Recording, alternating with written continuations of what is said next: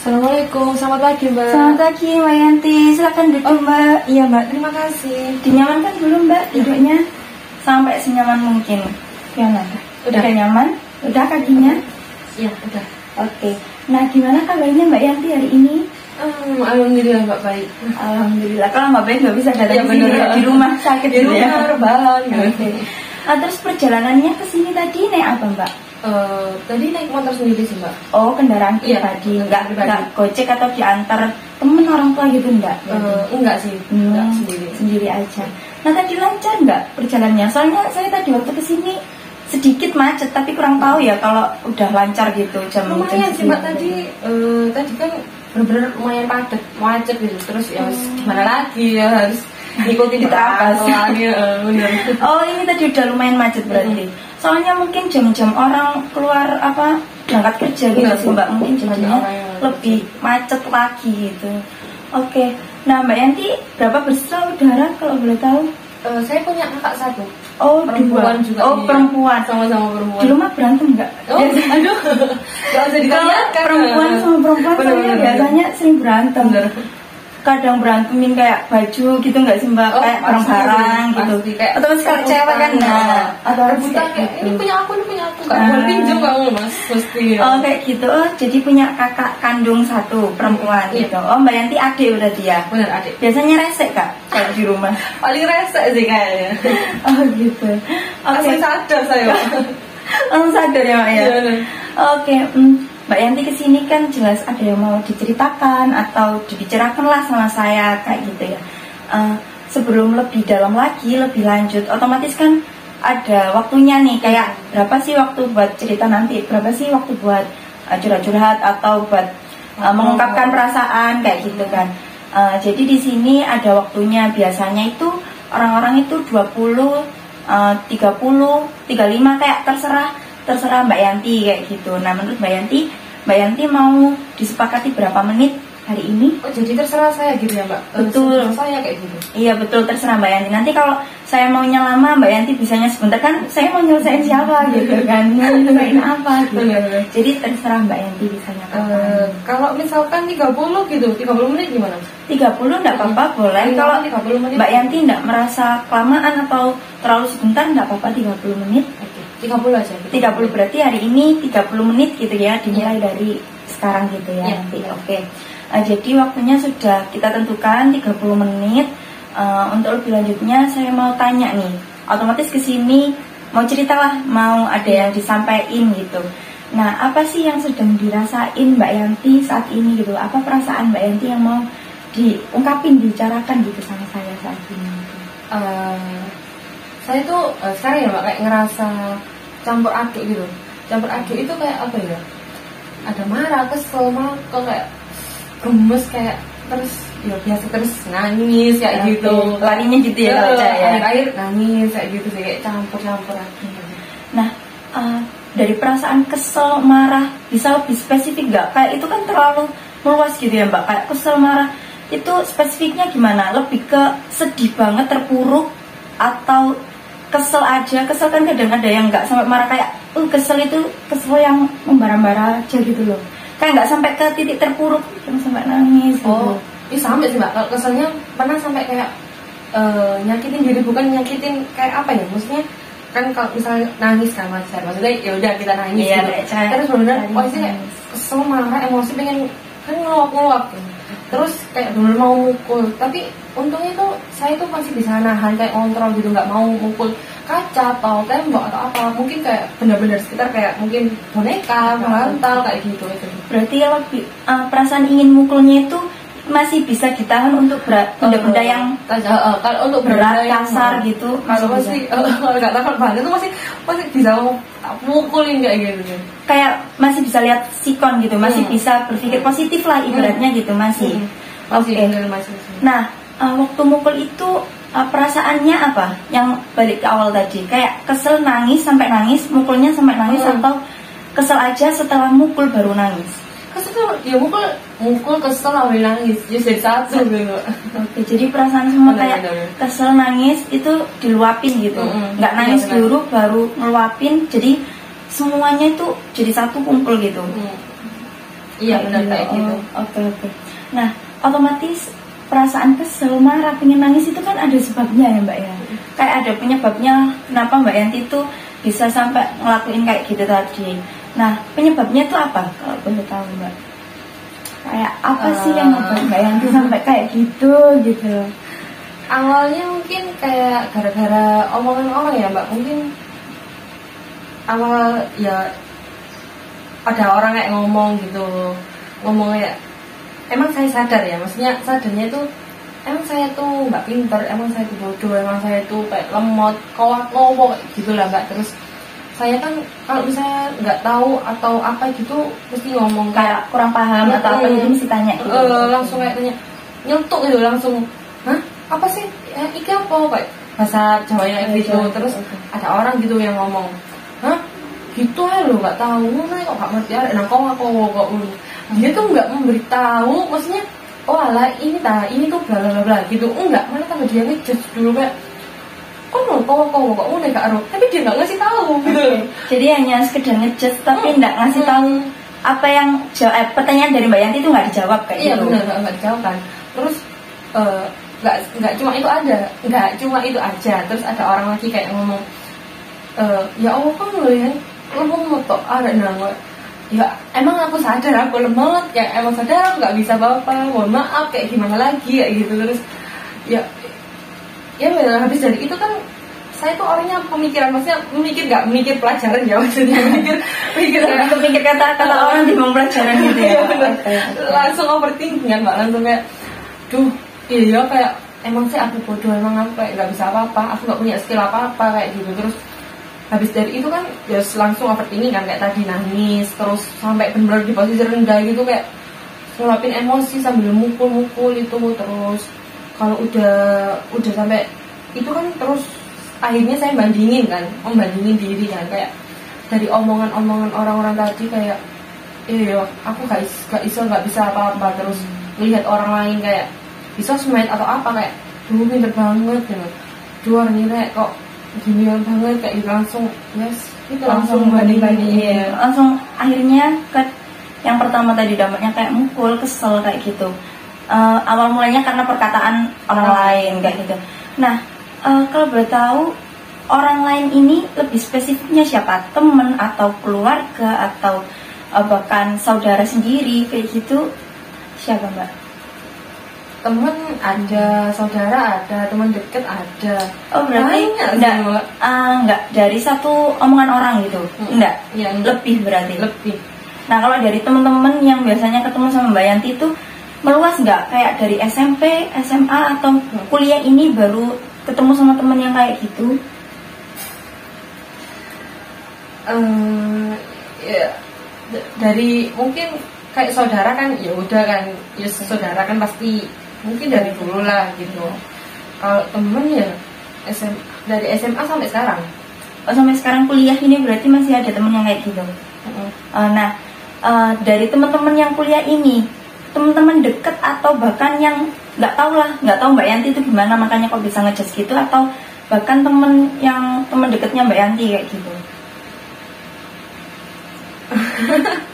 Gimana ya kalau misalkan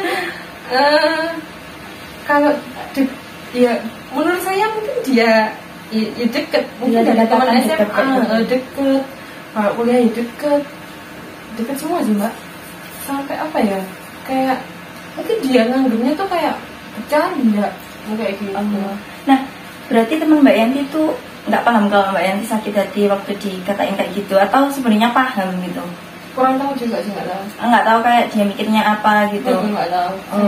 Oke, nah dari perkataan itu tadi sering nggak diucapin sama, misalnya kita lebih spesifik ya ke satu orang yang akhir-akhir inilah ada pernah berkata kayak gitu.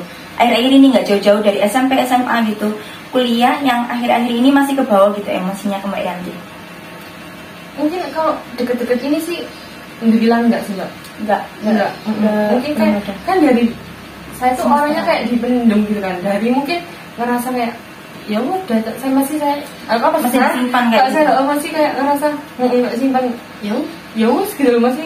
Tapi mungkin dia kayak akhirnya ini nggak ngomong, tapi kayak saya aja mungkin kayak ngerasa masih kerasa gitu ya sakit hatinya waktu dikatain kayak gitu. Kan balik lagi ke awal, mungkin dia bercanda kayak gitu. Oh berarti sekarang baik-baik aja gitu. Pas ketemu sama dia masih ngerasain sakit hati nggak? Kalau inget.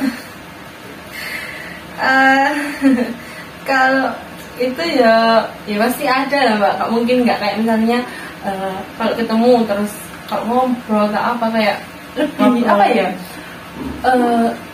Aku lebih kayak dia ngajak ngobrol dulu. Ayo. Oh baru. Kayak Jadi gitu. Mbak Yanti tipe nggak yang ngajak ngobrol dulu gitu ya, nggak memulai berarti ya. Oh dia dulu baru Mbak Yanti. Ya udah ayo. Kayak gitu sih.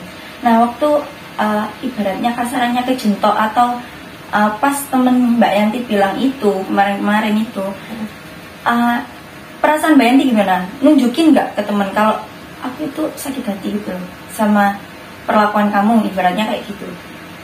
Nunjukin nggak atau diem aja kayak biasa, terus waktu di rumah baru aku tadi kesel gitu. Kayak gitu sih. Maksudnya saya kan balik lagi ke awal, tipikal apa tak pendam gitu, apa tak pendam, ya udah ngeluapin di rumah sendiri gitu. Kalau Berarti posisi sendiri langsung pecah gitu. Berarti dia nggak paham, nggak tahu waktu Mbak Yanti misal sakit hati langsung nunjukin kayak bad mood atau nggak ngomong atau kayak nunjukin gitu loh sedikit perbedaan tentang nggak sukanya Mbak Yanti digituin. Mungkin kayak bad mood itu aja sih. Saya juga orang yang mau dia juga. Terus balik lagi apa kayak dia mungkin ngomong nggak enak atau apa ya diem, kayak saya cuma diem. Apa ya bahasanya kayak cegak gitu Mbak. Kayak diem kayak kaget gitu. Oke. Diem. Kayak cukup tahu gitu. Kayak gitu doang. Nah sebelumnya dia pernah minta maaf nggak? Sadar ataupun enggak, kadang kan dari pertemanan juga ngerasa kayak maaf ya barangkali aku pernah ngomong kasar atau apa itu bercanda, kayak ada selipan kata gitu loh sebelumnya gitu. Pernah minta maaf ke Mbak Yanti? Kayaknya dia Enggak sadar. Mungkin anggapnya tadi kayak cuma bercanda kayak gitu aja sih, kayak ya wes bercandaan kayak udah lewat gitu ya, kayak habis ngomong ya udahlah kayak gitu, cuma bercandaan aja. Oke, balik lagi ke Mbak Yanti yang kayak kekerasan fisik sama dirinya gitu. Nah Mbak Yanti itu mikir apa sih kok sampai bisa mukul, otomatis mukulnya ke mukul bantal, boneka, untung nggak sampai ke benda-benda yang kayak kaca, tembok kayak gitu. Mbak Yanti tuh kenapa mikir kayak gitu? Kenapa harus diluapin ke benda kayak gitu? Apa yang membuat Mbak Yanti mikir itu bakal nyelesain lah masalahku kayak gitu? Tenang. Setelah mukul tenang. Tenangnya kayak gimana? Apa ya? Kan tadi emosi udah ngeluar kan Mbak, terus kayak ya udah langsung pukul kayak luapin semua, terus ya udah akhirnya kayak diem, ya udah langsung kayak tenang kayak gitu. Terus Mbak Yanti nggak mikir ke depannya kalau semisal itu hal yang dipukul Mbak Yanti itu bakal ngelakain Mbak Yanti, itu kan bakal timbul masalah baru, nggak malah menyelesaikan. Terus juga gini, bener itu selesai pada saat itu, pada saat Mbak Yanti emosi itu selesai kayak lega. Tapi besok kalau Mbak Yanti ingat gitu lagi apa enggak? Kayak gitu kan. Iya. Nah, kayak otomatis itu bakal berputar terus, bukan menyelesaikan masalah dengan tuntas, tapi menyelesaikan masalah pada saat itu aja. Kayak gitu. Kayak melukai Mbak Yanti sendiri. Terus ibaratnya tuh negatif di Mbak Yanti, positif di teman Mbak Yanti. Temannya Mbak Yanti tuh nggak bakal ngerti gitu loh gimana Mbak Yanti tuh susah payah kayak ngehilangin itu gitu. Jadi Mbak Yanti tuh stuck ke nyakitin diri, kayak udah mikirnya yang aku bodoh gini terus ngelukain diri sendiri, kayak negatifnya itu di Mbak Yanti. Jadi positifnya di teman Mbak Yanti, soalnya teman Mbak Yanti tuh sama sekali nggak tahu, nggak peduli tentang apa yang dirasain Mbak Yanti kayak gitu. Nah terus saya mau tanya ke teman Mbak Yanti tadi ya, Mbak Yanti kan nggak ngobrol, nggak ngungkapin. Teman Mbak Yanti otomatis nggak tahu kan kalau Mbak Yanti sakit hati. Pernah nggak Mbak Yanti sekali bilang gitu, aku tuh sakit hati loh kalau digituin sama kamu kayak gitu? Pernah nggak bilang? Enggak. Kalau bilang sih enggak sih Mbak. Lewat chat ataupun langsung gitu? Enggak. Sama sekali enggak? Sama sekali. Terus Mbak Yanti berharap dia bakal sadar? Berharap dia bakal sadar? Pingin dia bakal sadar? Ya pasti sih Mbak. Maksudnya kan nggak tahu sih, dari dulu saya mesti mikir kayak apa yang saya lakukan sama orang itu bakal saya dapatkan. Dalam arti maksud saya nggak mau kayak nggak mau dibalas budi yang maksudnya seenggaknya itu saya melakukan hal-hal baik ya, suatu nanti pasti bakal ibarat apa yang kita tanam itu yang kita tuai kayak gitu ya. Nah tapi kalau Mbak Yanti nggak ngasih tahu ke dia, nggak ngomong, gimana dia bisa tahu? Mbak Yanti mau telepati. Sekarang misalnya dibalik deh gini, Mbak Yanti salah ngomong ke temen, terus temennya sakit hati, tapi nggak ngomong, pinginnya Mbak Yanti minta maaf, Mbak Yanti bakal minta maaf enggak kan? Soalnya Mbak Yanti nggak sadar. Kalau Mbak Yanti nggak mulai untuk ngobrol lah, kayak ngomong, aku itu sakit hati atau ngode, kamu kok ngomongnya gitu sih, ngono kayak gitu kan, ngebuat temen Mbak Yanti sadar gitu loh, apa yang dipingin Mbak Yanti kayak gitu. Kalau Mbak Yanti nggak membuka duluan, gimana dia bisa sadar kayak gitu? Mbak Yanti pernah nggak kayak sesekali nyenggol dia gitu, kayak balas misalnya dia, kok lemot sih itu? Ya biasa aja, kayak dibalik lah ibaratnya kayak gitu, pernah nggak? Pernah sih Kak, bukan gimana ya, kayak kejadiannya kayak gini sih Mbak, mungkin kayak anak nong, kalau anak lemot, yuk selalu aja aku lemot kayak ngono, terus ya wes dia balik lagi kayak bercanda gitu. Terus kadang juga kayak dimarahin atau kena suatu, mungkin dia ngomong fisik atau mau ngomong apa, langsung kayak saya tuh balik lagi kayak apa ya, ketenggang apa, kayak gitu, shock dulu kayak gitu, kayak lah kok kayak gitu doang langsung ya wes. Nah berarti Mbak Yanti balesnya itu ke Mbak Yanti sendiri, paham nggak sih? Kalau misalnya teman Mbak Yanti bilang kamu itu lemot, tapi Mbak Yanti balesnya itu kayak iya emang aku lemot. Nah itu jadi kayak teman Mbak Yanti kok nggak sadar kalau Mbak Yanti itu sebenarnya sakit hati. Kecuali Mbak Yanti bilang balesnya itu kata-kata kayak ngebalikin ke dia kayak oh kamu lemot, terus emangnya kamu gak lemot. Nah itu kan balik ke dia gitu loh, mental. Kalau Mbak Yanti stuck ke Mbak Yanti sendiri kayak jangan aku lemot, jangan dipikirnya teman Mbak Yanti itu emang Mbak Yanti sadarnya Mbak Yanti kayak gitu. Kalau nggak dibuka atau nggak dimulai duluan, Mbak Yanti itu bakal kayak gini terus. Mau Mbak Yanti kayak gini terus? Apa sih dampak positifnya selama ini kayak ngelakuin itu? Positifnya apa ke diri Mbak Yanti? Enggak ada nggak? Sebutin satu aja buat saya positifnya. Negatif semua kan? Negatif semua, sama sekali nggak ada positifnya.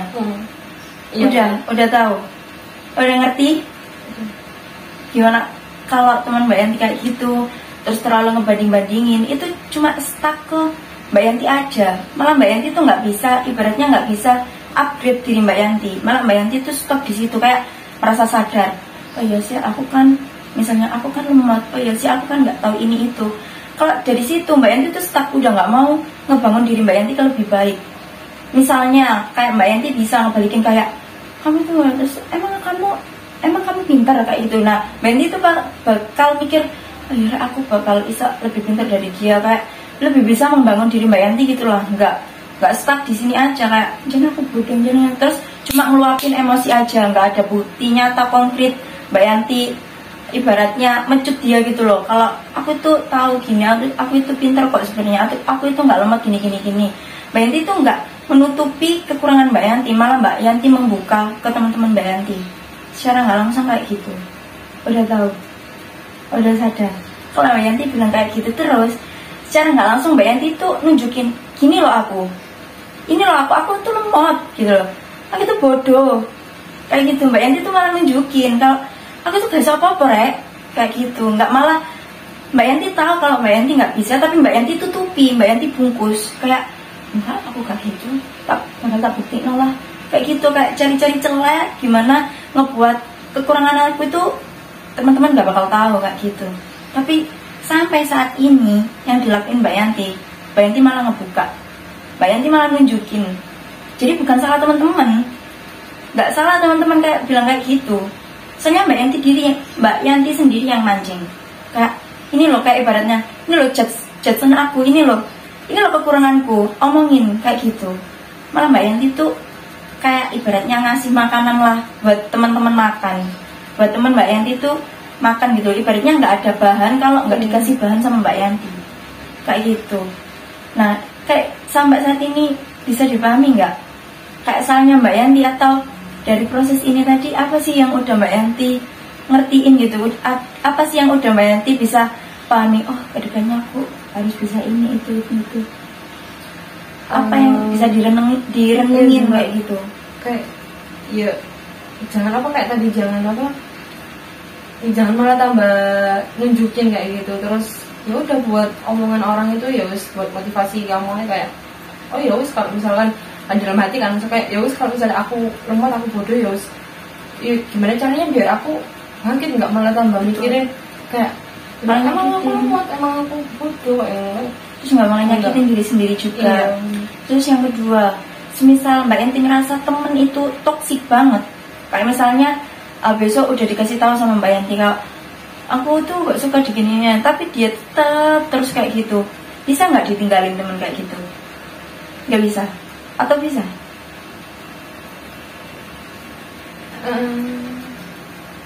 Mungkin bisa juga. Pasti bisa. Sekarang ibaratnya gini, teman Mbak Yanti cuma itu aja. Enggak, masih ada. Nah, masih banyak kan teman yang lain. Terus Mbak Yanti temenan sama dia itu kalau negatif, apa kayak daya negatifnya itu terserap terus ke Mbak Yanti. Kayak Mbak Yanti tuh nggak bisa upgrade, nggak bisa nunjukin kepositifannya Mbak Yanti. Kalau Mbak Yanti bakal temenan sama anak itu tadi terus, Mbak Yanti tuh bakal stuck di situ aja. Kalau nggak, ibaratnya nggak diputus lah rantai pertemanan sama yang toksik kayak gitu. Terus saya mau tanya, semisal Mbak Yanti nggak temenan sama dia, bisa makan kan? Bisa. Uang jajan dia yang ngasih nggak? Enggak. Terus? Nah terus balik lagi, kata-kata dia perlu nggak dicerna sama Mbak Yanti? Yang negatif itu tadi, perlu nggak disimpan ke otak? Penting nggak sih kata-kata dia itu tadi? Kamu lemot. Kalau Mbak Yanti ngerasa lemot, nggak usah diungkapin kayak emang aku lemot, nggak usah. Diem terus ngomong aja ke diri Mbak Yanti, nih kamu loh gak ngasih aku jajan, gak ngasih ini itu, kok bisa ngomong gitu, terus dibuang. Nggak perlu, ibaratnya itu negatif dimasukin ke diri Mbak Yanti jadi negatif kayak gitu. Nggak perlu lah dimasukin. Penting nggak sih kata-kata dia itu tadi ke Mbak Yanti? Enggak. Terus kenapa dimasukin? Kayak itu malah ngebuat Mbak Yanti tuh kayak ibaratnya ngikutin alurnya dia, paham nggak sih? Dia negatif diikutin sampai yang di rumah mukul, sampai yang di rumah ini itu ngebandingin nangis. Nah jadinya tuh negatif doang di Mbak Yanti, kayak tok negatif banget kayak gitu. Nggak perlu lah mikirin orang kayak gitu sampai sebegitunya. Kayak mikirlah kayak emang kata-kata Mbak Yanti kalau ngomong dicerna nggak sama dia? Enggak kan? Terus ngapain kalau negatif dimasukin ke diri Mbak Yanti kayak gitu? Kecuali dia ngasih hal yang positif, kayak misalnya kamu baca ini deh bagus, misalnya gitu kan, itu juga ilmu ya, kayak oh iya itu dimasukin ke diri Mbak Yanti, aku tak mulai membaca, oh iya gitu baru penting. Kalau misalnya dia cuma ngejudge kayak kamu tuh bodoh, kamu tuh lemot, emang kamu tahu apa tentang aku kayak gitu loh, emang penting nggak sih kata-kata kamu itu tak masukin ke diri aku kayak gitu. Lebih bisa mikir terbuka, lebih bisa mikir luas lah, kayak duniaku itu nggak cuma tentang kamu aja, nggak cuma tentang teman aku, jadi nggak perlu lah aku masukin omongan kamu semuanya ke diri aku kayak gitu. Udah bisa dipahami? Udah mau kata-kata dia dimasukin ke diri Mbak Yanti lagi? Enggak. Penting kata-kata dia dimasukin ke diri Mbak Yanti? Enggak. Udah ngerti kan gimana kata-kata dia, apa aja yang nggak perlu diterima, apa aja yang dibuang kayak gitu. Udah paham? Udah bisa ngerti? Udah paham sih, kayak ya wis gak usah dimasukin hati, gak usah dipikirin, kayak gak ada positifnya, gak ada apa sih, kayak unggul, kayak gak ada hal-hal plusnya lah. Iya, buat aku kayak gitu. Gak ada poin plusnya buat Mbak Yanti gitu kan. Kayak nyakitin bener sih, sakit banget sih. Nah kalau udah tahu sakit dan yang ngerasain sakitnya itu Mbak Yanti sendiri, udahlah stop. Temennya itu gak bakal ngerti, gak bakal ngerasain lah apa yang dirasain Mbak Yanti. Terus sekarang Mbak Yanti juga punya akal gitu loh, punya pikiran gitu loh. Maksudnya Mbak Yanti bukan hewan kan. Mbak Yanti tuh bisa ngerti gitu loh, kalau temennya gitu pikiran Mbak Yanti udahlah ngapain gitu. Kayak pikiran yang irasionalnya itu loh bisa dihilangin, dibuat rasional. Kayak ngapain mikir kayak gitu, aku kan nggak jajan pakai uang dia, apa ya, terus aku juga bisa buktiin kok kalau omongan dia itu memang nggak benar kayak gitu kan. Mbak Yanti punya pikiran kan, punya otak, punya apa ya, punya hal yang bisa dicerna sama Mbak Yanti. Hal apa sih yang perlu aku lakuin, hal apa sih yang nggak perlu aku lakuin, kayak gitu. Udah paham kan? Udah. Nah sampai saat ini apa sih yang ngebuat Mbak Yanti kayak oke, aku sekarang udah harus gini, aku nggak boleh gini dari proses ini tadi, apa yang udah Mbak Yanti dapetin kayak gitu?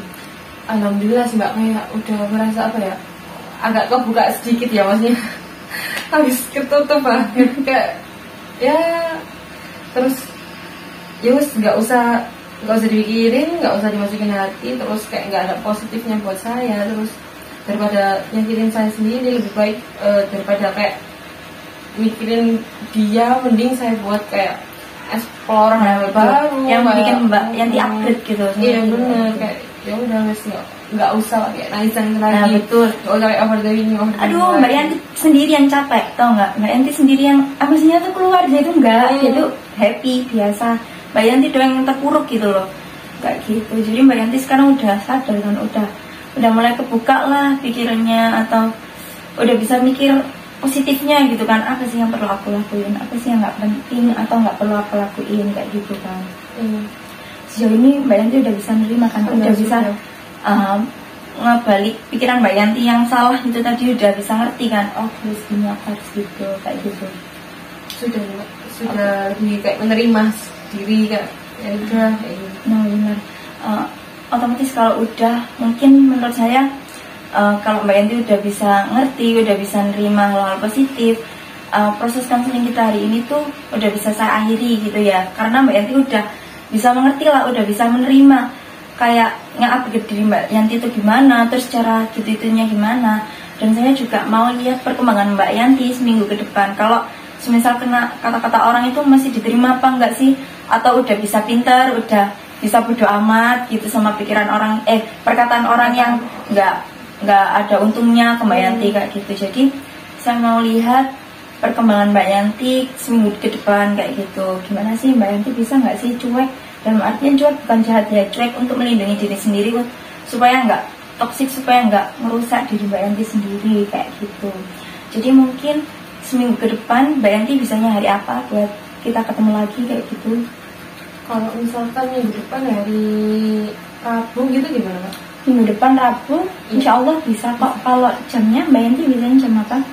Pagi sampai malam jam gitu? 9, jam 10 gitu. 9 pagian gitu, jam 9, jam 10 pagi. Nanti saya kabarin lagi. Oke, nanti WA saya aja ya bisanya, atau mau ganti-ganti hari gitu juga monggo, sebisanya Mbak Yanti, se apa ya, ibaratnya selonggarnya Mbak Yanti lah gitu. Nanti kalau udah fix bisa kabari saya, nanti saya kasih tahu juga di rumah saya atau ke kantor saya kayak gitu. Jadi minggu depan kita ketemu lagi hari Rabu jam 10 atau jam 10-an, jam 9 atau jam 10-an kayak gitu ya. Oke, menurut saya udah bisa saya ibaratnya udah bisa saya hentikan lah, udah bisa selesai proses konseling kita hari ini. Saya berharap Mbak Yanti bisa lah memberikan hal positif kepada diri Mbak Yanti sendiri. Soalnya kalau bukan Mbak Yanti sendiri, siapa lagi?